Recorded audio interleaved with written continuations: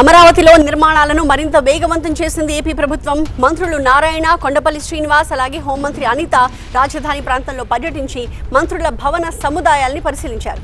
నిర్మాణంలో ఉన్న పలు రోడ్లు, భవనాలను పరిశీలించి అధికారులకు పలు సూచనలు చేశారు. అమరావతి విశ్వనగరంగా రూపుదిద్దుకుంటోంది అని చెప్పారు మంత్రి కొండపల్లి శ్రీనివాస్.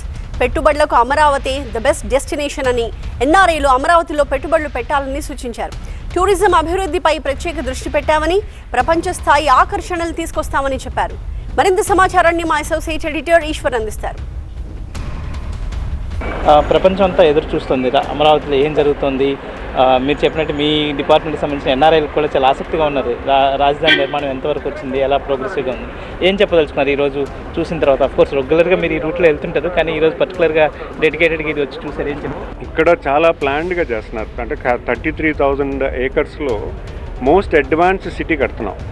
సో డెఫినెట్గా మనం చూడాల్సింది ఏంటంటే, సిన్స్ మనం కొత్త రాజధాని నిర్మాణం చేస్తున్నాం కాబట్టి డెఫినెట్గా ఒక ప్లాన్ సిటీ అయితే బాగుంటుంది.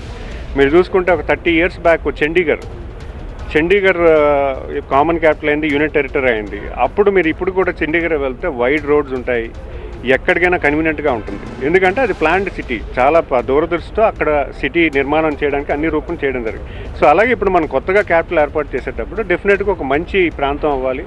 డెఫినెట్గా మనకి కృష్ణానది చాలా అడ్వాంటేజ్, ఎందుకంటే మనకి భవిష్యత్తులో ఎప్పుడు కూడా వాటర్ స్కేర్సిటీ అనేది ఈ ప్రాంతానికి రాదు. ఎందుకంటే మనం చూసుకుంటే మనం ఎప్పుడు కూడా ఫోర్కాస్ట్ చేసేటప్పుడు వాటర్ కోసం యుద్ధాలు జరుగుతాయని ఇప్పుడప్పుడు అంటూ ఉంటారు, కానీ ఈ నగరానికైతే వాటర్ స్కేర్సిటీ అనేది ఎప్పుడు కూడా రాదు. ఎందుకంటే మన కృష్ణానది ఉంది. ఖచ్చితంగా ఒక మంచి ప్రాంతంలో ఉన్నాం. విండ్ చాలా పాజిటివ్గా ఉంటుంది, ఒక పాజిటివ్ వైబ్ వచ్చే ప్లేస్లో ఉన్నాం. అండ్ వరల్డ్ క్లాస్ ఫెసిలిటీస్ ఉంటాయి, ఎందుకంటే అన్నీ కూడా అండర్ గ్రౌండ్ వెళ్తున్నాయి.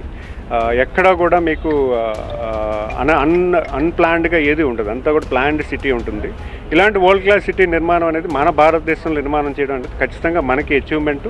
అది కేవలం గౌరవ ముఖ్యమంత్రి గారి విజన్లోనే జరుగుతుంది. ఈరోజు వరల్డ్ క్లాస్లో ఎవరైనా ఈ సిటీ ఒక ల్యాండ్ ఎక్విజిషన్ లేకుండా, క్యాపిటల్ గవర్నమెంట్ బర్డెన్ లేకుండా వరల్డ్ క్లాస్ ఫెసిలిటీస్ క్రియేట్ చేశారంటే ఖచ్చితంగా ఒక వైబ్. ఎందుకంటే అటు అడ్మినిస్ట్రేటివ్లో చదువుకోవడానికి ఒక మోడల్ అవుతుంది, ఇంజనీరింగ్లో చదువుకోవడానికి మోడల్ అవుతుంది. ఈ ప్రతి ఒక్కరూ కూడా అంటే డిజైనింగ్, బ్యూటిఫికేషన్ చూసే వాళ్ళు కొంతమంది అవుతారు. అనేక రంగాల్లో అమరావతి కేంద్రంగా చూడడానికి చాలామంది వస్తారు. సో మంత్రులు అందరూ రెగ్యులర్గా అమరావతిని విజిట్ చేస్తున్నారు, ఇక్కడ జరుగుతున్న నిర్మాణ పనులని విజిట్ చేస్తున్నారు, వాళ్ళు సజెషన్స్ ఇస్తున్నారు, అలాగే దీన్ని విస్తృతంగా ప్రజల్లోకి తీసుకెళ్లే ప్రయత్నాన్ని కూడా చేస్తున్న నేపథ్యం కనిపించింది. అంజితో ఈశ్వర్, రాజధాని అమరావతి నుంచి.